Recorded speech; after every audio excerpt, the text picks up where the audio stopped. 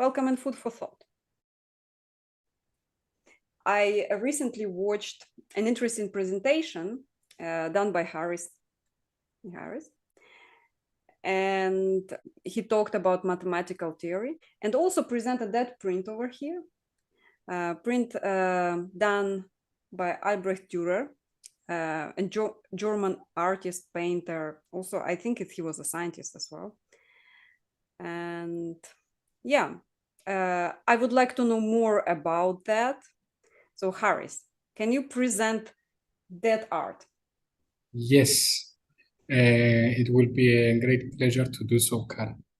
So, first of all, this is probably my most favorite painting. It's not a painting, so it's a large engraving, basically. Going on over the technical, let's say, specification first. This engraving, it measures 24 centimeters time 18 time 8. So this is 9.4 inches times 7.4 inches. So it's quite large. It was created, as you said, by Albrecht Dürer in 1514. And it was actually it was one of the three master prints that he prepared during in that 2-year period, 1513, 1514. So he actually created this engraving using a printmaking technique that actually involves cutting or incising onto a metal plate. Usually that metal plate is made of copper. Shout out to copper because copper is Cyprus and Cyprus comes from Cyprus. So I am from Cyprus, I had to say that. And they did that with a sharp tool called a mburi. I don't know if I'm pronouncing that correctly, but that was the tool. And basically, this painting, as you will see, has a lot of tools over there. So tools are part of the actual arrangement. So this plate then gets inked, let's say, and then pressed onto a sheet of paper. And in this manner, the print gets transferred in an image. So this type of engraving allows for fine details and fine lines, let's say. And this is why it's actually called a master print, because it exhibits this, let's say, extreme level of detail. And it also has some tonal effects that they are created by varying the depth and the direction of the cuts. Now, interestingly, now I'm going over the technical details, let's say, a bit, but I found really, really nice the fact that, and this is something that you need to dig a little bit further into the research behind this specific print by Dürer. Actually, he's using a particular technique. He didn't originate that technique. He picked it up from previous painters, let's say, but he actually elevated it a lot. So he innovated a little bit in that way. This technique is called chiaroscuro. It's an Italian technique, and actually it uses strong contrast of light and dark in order to create a more dramatic effect of volume, depth, and even of mood. And this is very appropriate because the whole painting, as we will see in this analysis of ours, it's actually emerging of the two aspects, the dark and the light. So it's very nice that he utilized this technique called chiaroscuro. So he used it to enhance the realism and the expressiveness of many of his prints. This is, for me, it's one of the fine examples, but there are also many other prints made by Dürer that utilize this technique, that in its original manifestation, it was made with on a blue paper as a background. So it has this fine effect too. In this way, we actually see it in the form of this engraving with these lines in this particular background, let's say. Not the blue one, but the normal one. So this technique is used basically to create a sense of mystery, but also of ambiguity. So this is something that I wanted to share as part of our introduction. Thank you so much. That's excellent introduction. Let's just talk about different parts of this painting. Like, first of all, the interest in symbolism, bell and the clock. If I'm not mistaken, on top of the clock, there is also a sun clock. I think this, the technical name is called a sundial. It's an horological device that tells the time. Thank you for pointing that out. I really like that vocabulary, so thank you. If I see it, time plus kind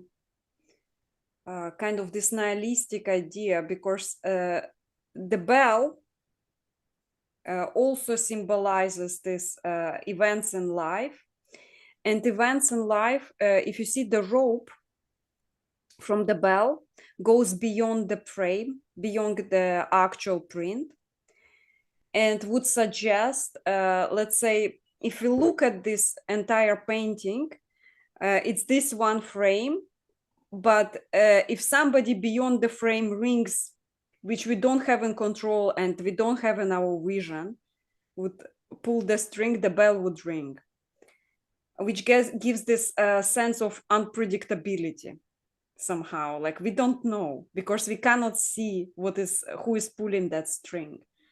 So that thing really stood out to me, like jumped from that painting.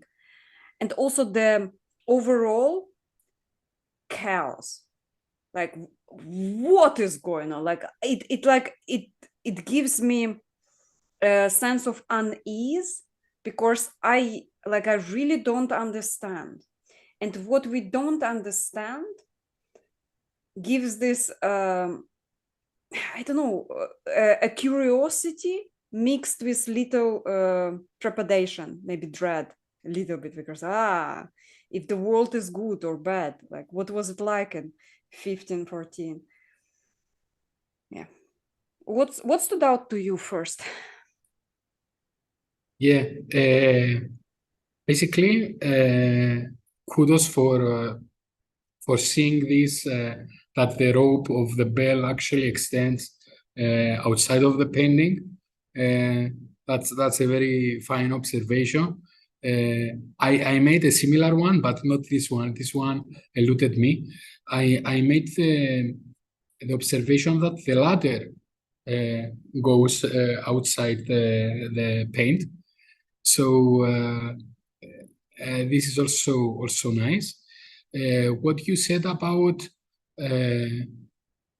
that this painting actually depicts the loss of order. So in a way, it's if we see it as part of this trilogy of engravings that Dürer created during this 2-year period.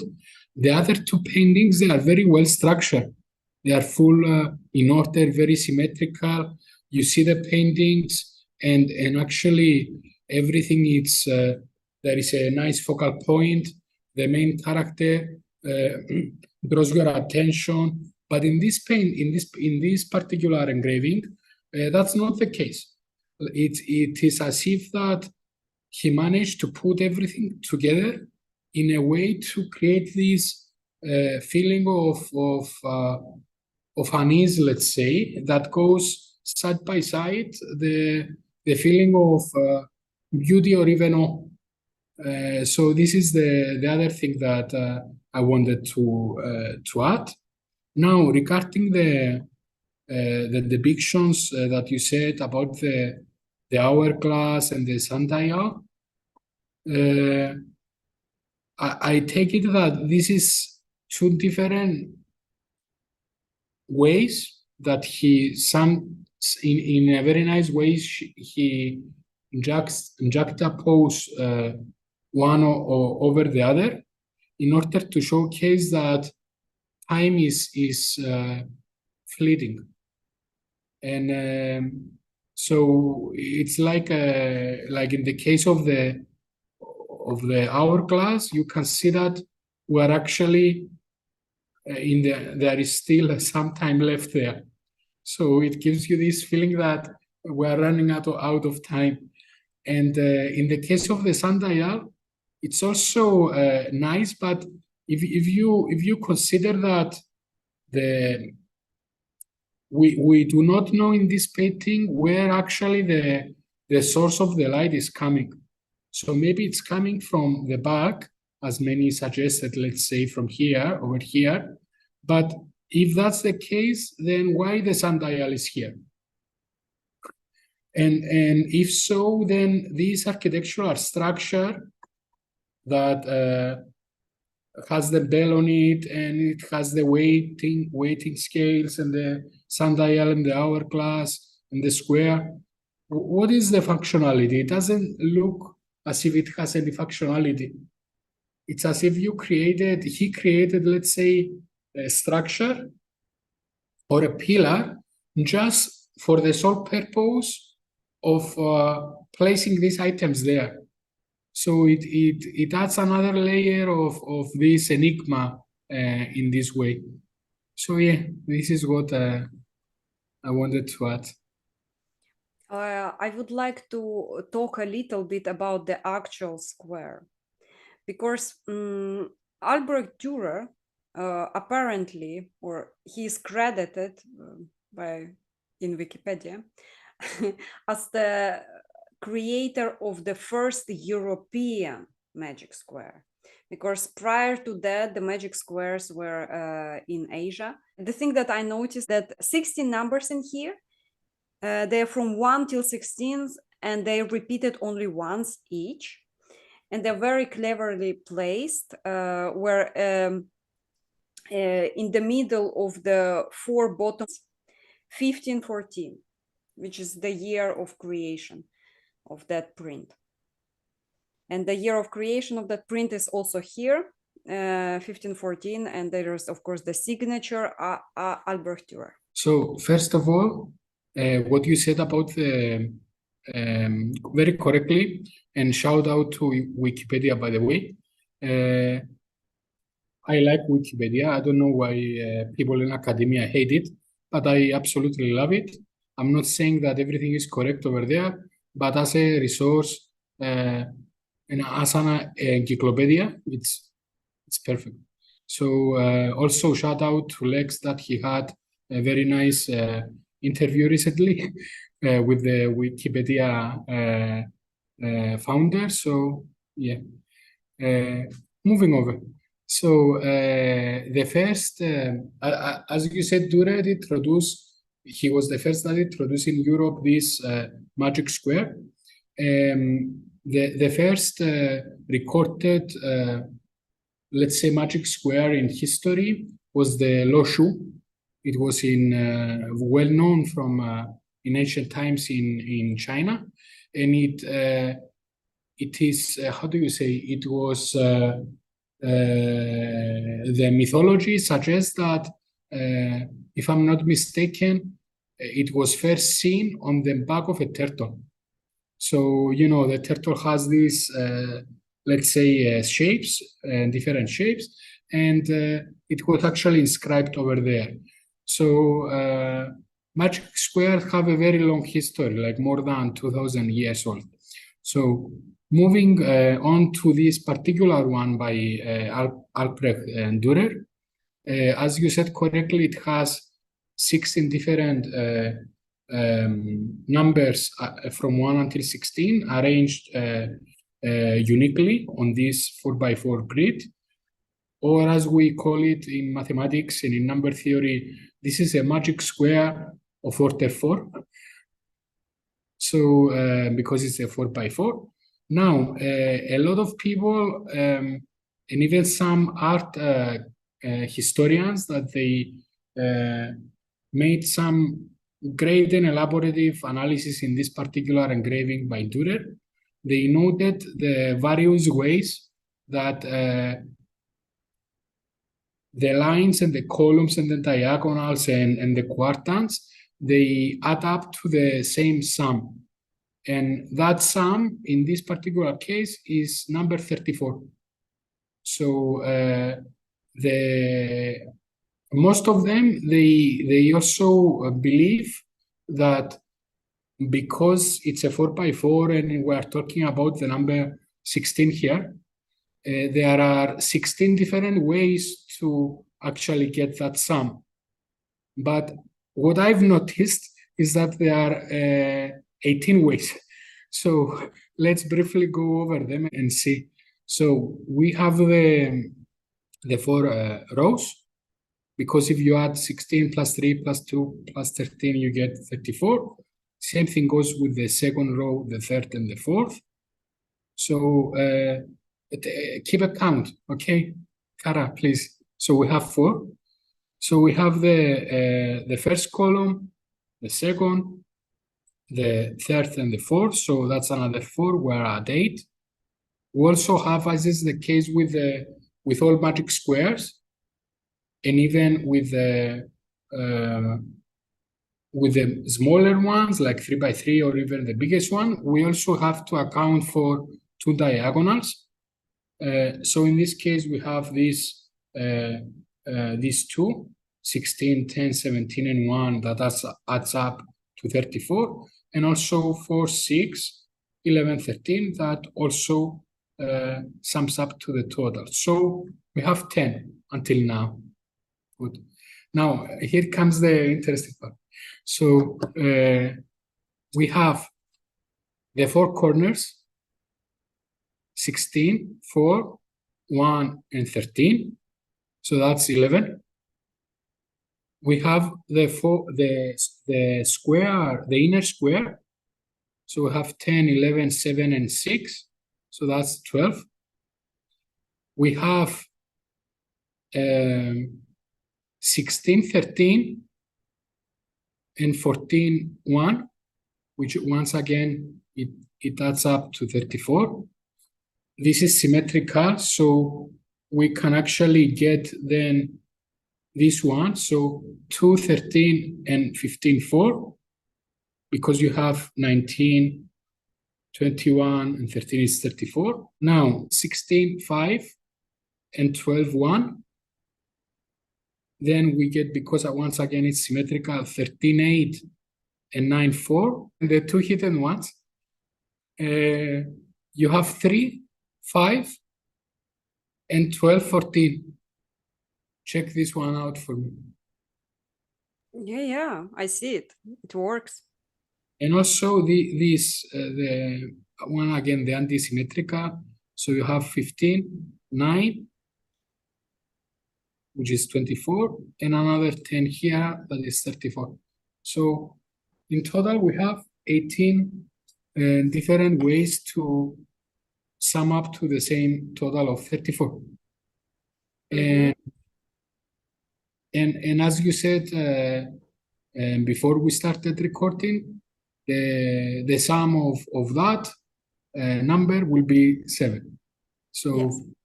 that's something else. I think I see more than 18. I was almost certain it was more than 16. It was more. Okay. 1, 2.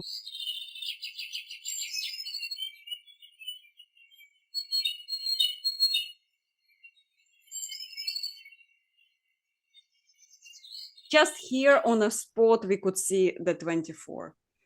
Yeah. So we can actually find a lot of them. It's way more than 16. It's actually, Yes. as Kara noted, is probably 24. So that's something we add in terms of analysis of this part of the painting. I mean, I even see in the middle, so I already see, so I already see 26. 3, 2, 15, and 14. So 3, 2, 15, and 14. Yes. Then 8, 12. So that's 26. Okay. So you see, if we have the corners, we also have the middles that also summing up. Oh, no, it's nice that also these, the internal ones that you said before, 3, 10, 15, and 6, 15, 11, 2. So yeah. So 8, 12, also 9, 5, like all of that, unless they already calculated, like those, then those. Let's move to actual Melancholia. So Melancholia, as I noticed, she has a closed book, and the Puto, the child beside her, has an open book. So what does that mean?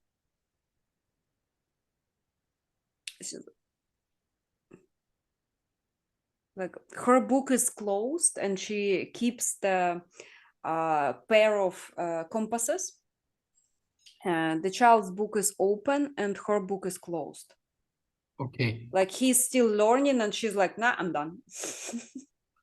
I don't think it's a book, Okay. to be honest, because I was also trying to realize. You Oh, see, that's a wooden tablet. I see it yes, now. Oh, yes, okay. it's like a wooden tablet, and Okay. he's So actually inscribing something. I don't know, but he's right-handed, both of them. They're right-handed. So back in that century, people used to believe that people that they are left-handed, they used it in paintings as a symbol for clumsiness and all of that. So here he actually, I remember reading this by Erwin Panofsky, one of the art historians that wrote about this. He was saying that particularly because both of them, they are how do you say, they are holding items on the right hand. They seems to exhibit this. They move away from clumsiness. It's as if whatever they do, it's righteous. yes, because it's on the right hand. So maybe it's not the best of interpretation during our century, but remember that it was we were talking about 500 years ago. So back then they were into this type of symbolism, let's say. But what you said about this book being closed, that's correct.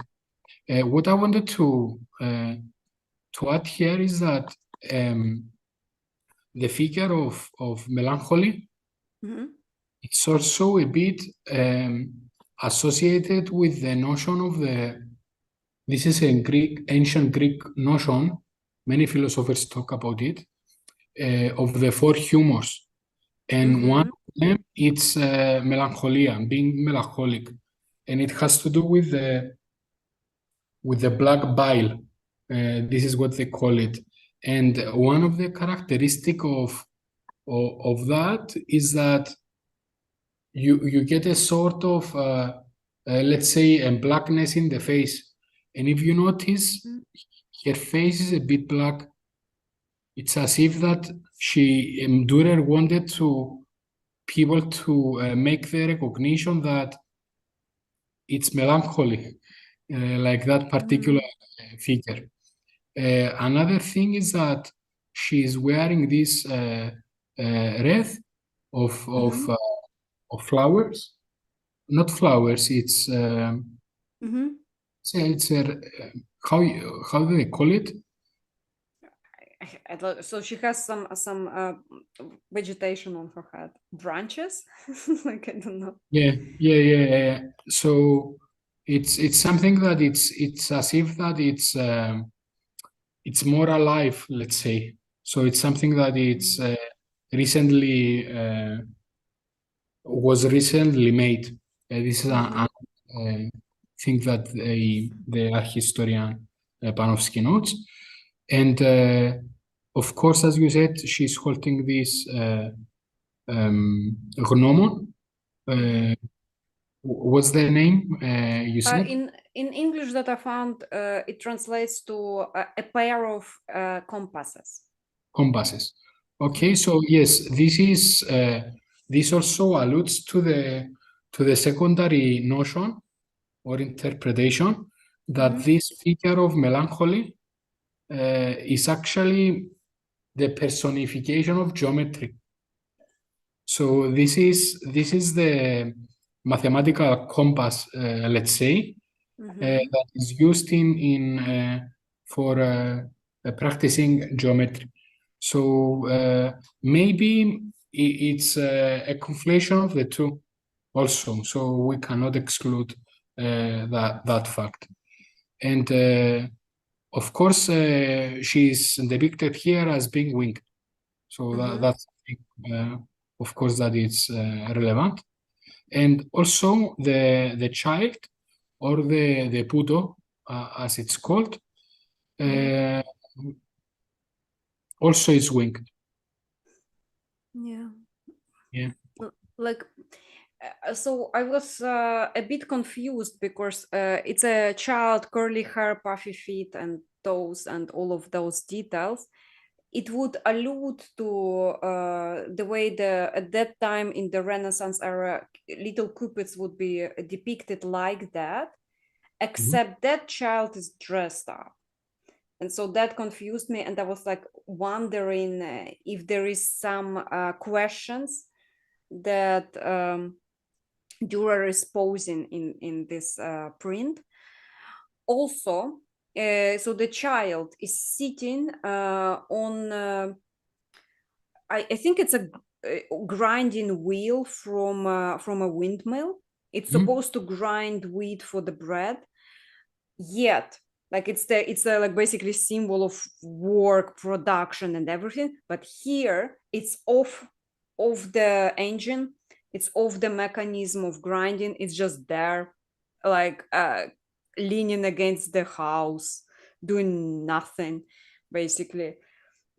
Yeah. So it's like that workforce that's supposed to be the heart of a windmill actually is leaning against the house. So what is the symbolism of that?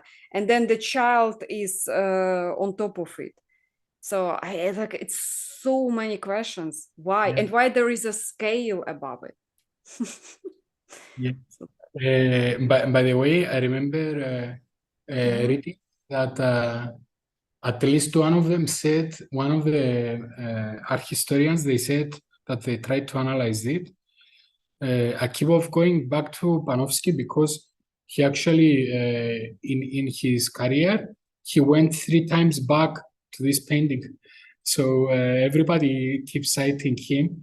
He was great in his job. So, but one of the things that one of them said is that even if you take each symbol and you analyze it by itself, still you are gonna have some enigma in the air, let's say, suspended in the air. So maybe this is something that the artist purposely tried to accomplish. So Dürer, being the great engraver that he was, he managed to assemble this painting into this by using not only symbolism but also allegory.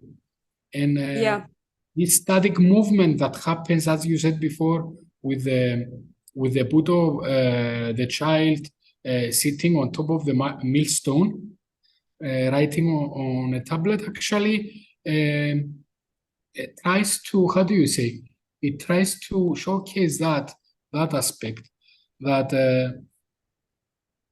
you know, it's not only the dynamic aspect, it's also the static aspect of something. And oh yeah, so the thing's supposed to be moving but it doesn't.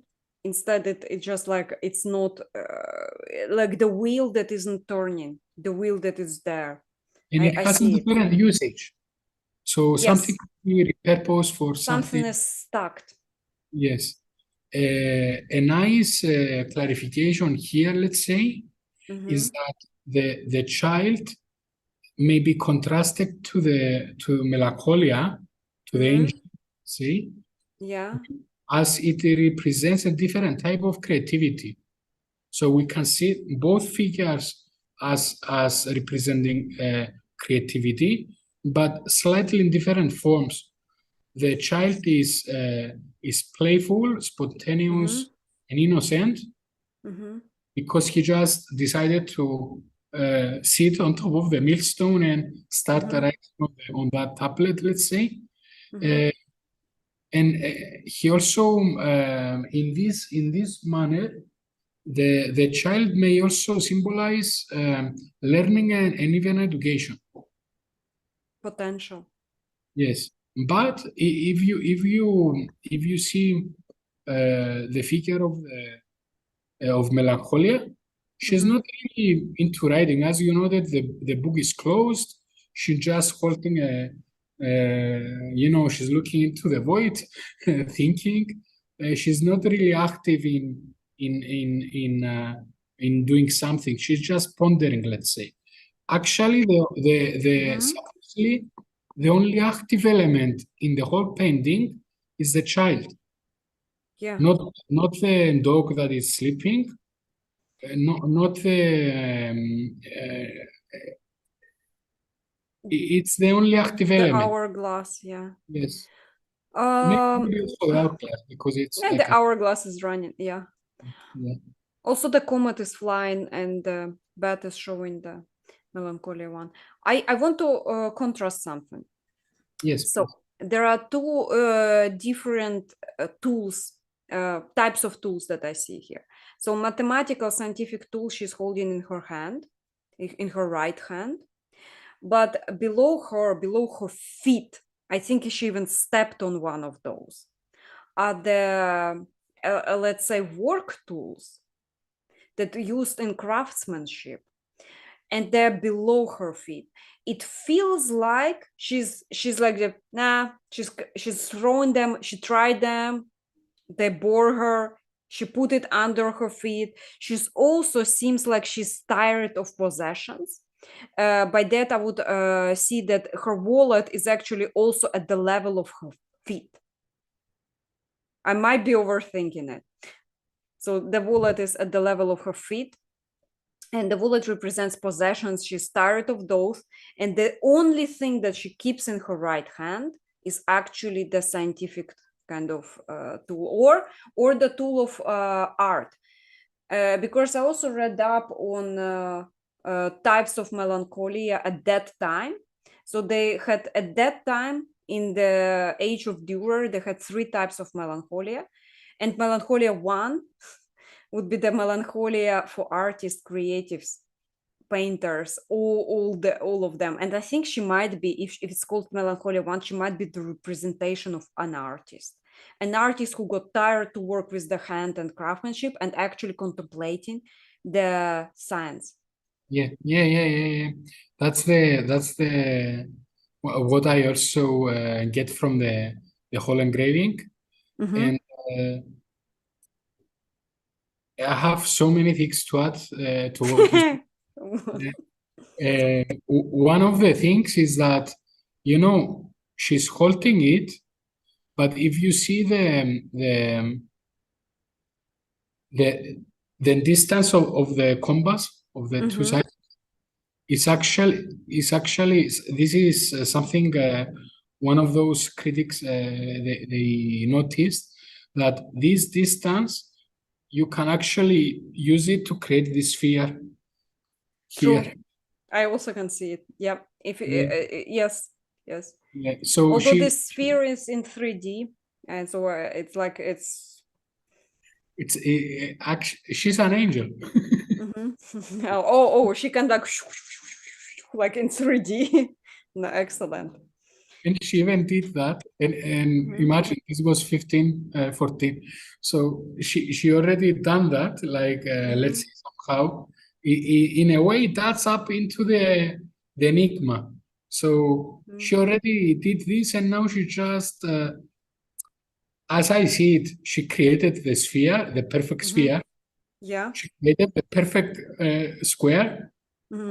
She created this amazing polyhedron that is basically a truncated rhomboidal, probably with 8 edges. I am not so certain about that, but this is called the Dürer solid. So she already created, let's say, all of this, and now she's just sitting there. Waiting for an inspiration. Yes, waiting in What's next? melancholy, waiting in melancholy, what's coming up next? Yeah. Now, going back to all the tools that they are laid on the floor, I just want to go a bit over them. According to various sources, the tools that are scattered on the floor are, as you said, they are all related to craft and carpentry. Carpentry, which are some of the skills and activities associated with melancholy and geometry in that sense. They also may symbolize the artist's creative potential, but also some of the limitations, constraints. So maybe our tools, they actually our limitation in our creative capacities. So that means that better tools, better creations, let's say, in a way. Maybe there is something at play also there. The actual tools that we can see a saw, which may signify the cutting and dividing of objects, the analysis and synthesis of ideas, or even the pain and suffering of life. We have a plane, which may represent the smoothing and sharpening of surfaces, the refinement of forms, or the perfection of craft. We have the straight edge, which may suggest the measurement and alignment of lines, the accuracy and precision of geometry, or even the order and rationality of reason. We have the molder's form, which may imply the molding and casting of shapes, the reproduction and duplication of forms, or the uniformity and standardization of the craft. We also have some nails there, which may indicate the joining and separating of materials, the construction and destruction of structures, or even the power and violence of action. So these are some of the tools that they are scattered in this engraving by the feet of Melancholia. Yeah. So this is like a ruler. We have the saw, we have the slane hedge. Also, here there is how it is called. It's like a small furnace. This one here. Oh yeah, that's like, yeah, it does look like a small furnace. I do see the fire in there.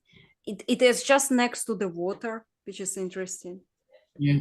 Like I kind of feel there are elements in here: water, fire, and then earth.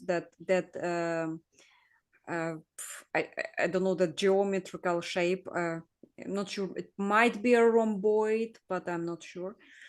And you also have the wood beside it, which is like the ladder represents wood as well. Like I see all the elements, but I might be overthinking as well. And the hammer, which is like so far away from her over there, represents metal. Yes, yes. And this seascape here, you can notice these small islands with the trees. So some of them, they actually said that this is actually after a flood Oh, interesting. because there are these small islands Trees. with the trees, yes. Yes, so there was a flood, and there used to be a garden, let's say, and the flood covered up the lower grounds and only the. Oh, yeah, I see it. So it adds this extra layer, let's say. You can see the city here. So yeah. So, okay, I want to talk a little bit about that bat figure. Oh, okay, you said it's a greyhound? Yes, I was like, what's wrong with that dog? Oh, it's a greyhound, okay. the sleeping dog. Actually, Panofsky associated with both loyalty and laziness. He argued that this dog symbolizes the passive and inert aspect of melancholy, which prevents action and movement.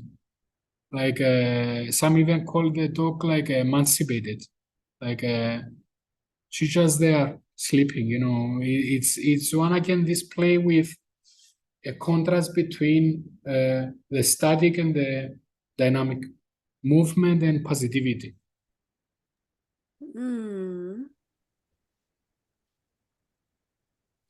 Now, Rika, you said about the bat, right? Yes, so that thing on the top that looks like a flying rodent or something. And when I looked up close, it seems like it is actually the sign is a part of it. It's like it's tearing its chest out and saying Melancholia, like that. It feels like a little bit almost gory because it feels like that sign is inside of it. It's like it opened up its own chest. That's how it looks like. And it looks like the animal, the rodent itself is in pain. It doesn't look like wings to me. It actually looks like it tore itself apart. Actually, I think you are right. I was reading something about people, they were thinking that this was a banner with the title of the painting, but it's an inscription.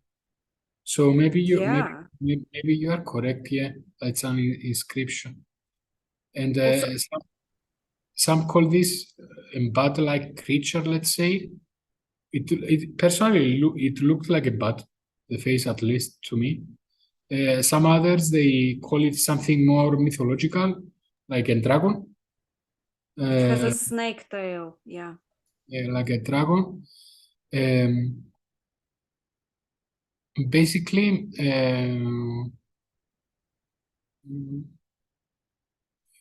this is a symbol. If it's a dragon, it was a symbol of how do you say, of this moving away from order. chaos. Yes. So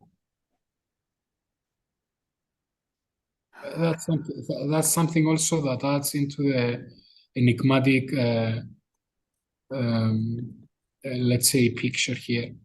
By the way, I always thought of it as part of, how do you say, as if it's a dream space.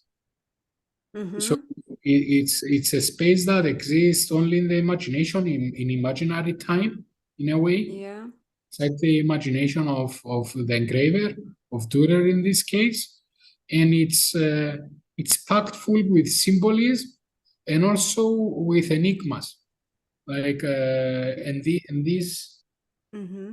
this deliberate, let's say, insistence of placing the main characters and the symbols and all of this in this way that it's not clearly symmetrical, let's say.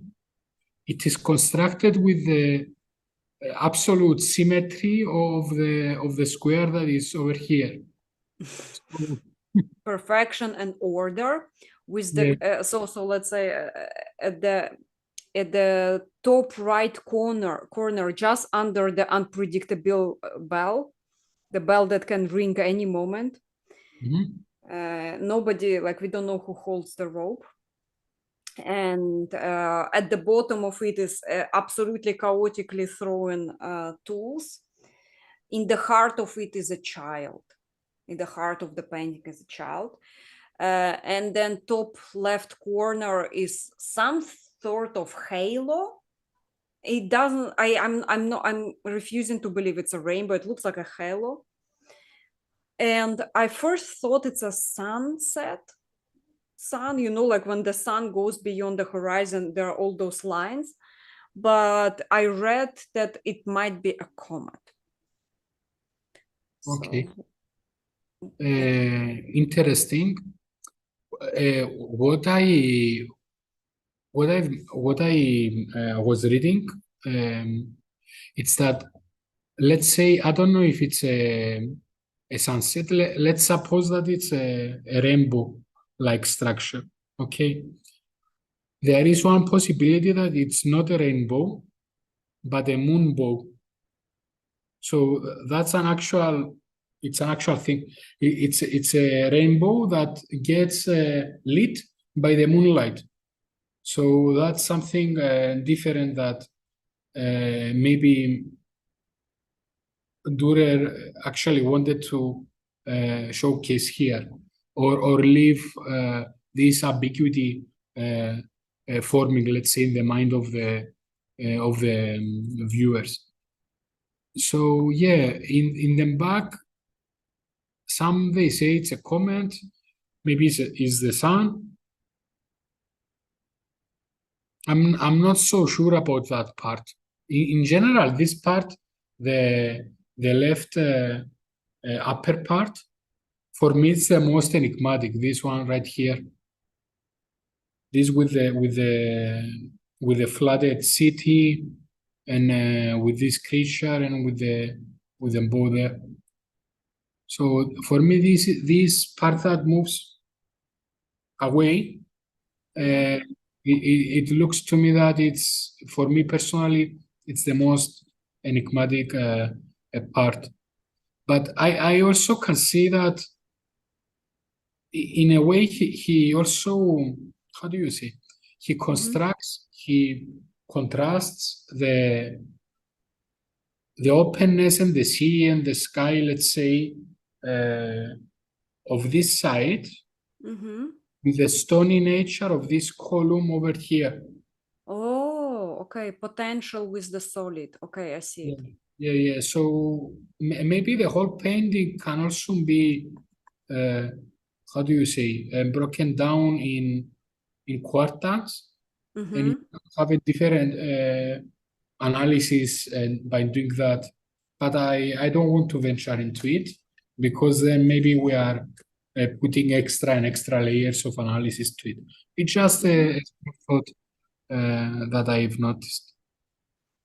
Yeah, thank you for sharing that. I really actually like the openness of the top left corner, the potential of the heart middle center, the child, and then the thoughts on the right and the solid right, very chaotic potential left. Very nice. Absolutely great symbolism in that painting. Thank you so much for bringing it.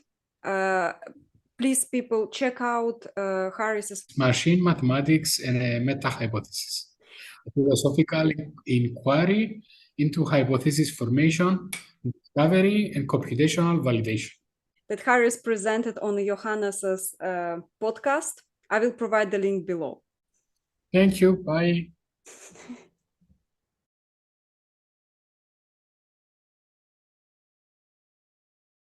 talk about it and like at the end, like, so we will have a video of 10 minutes and then extras of 20 minutes us just calculating the magic square. So first of all, the magic square is under the bell.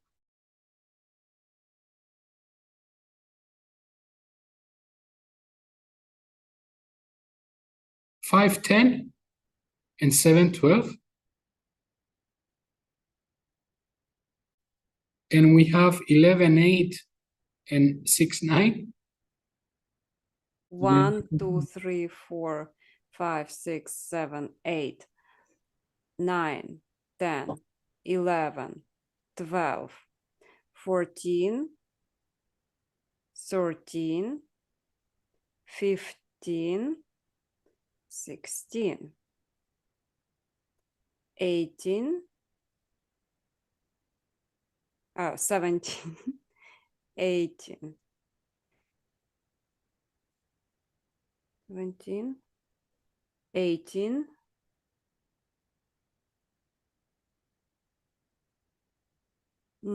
okay. 6 plus 15, 2 plus 11.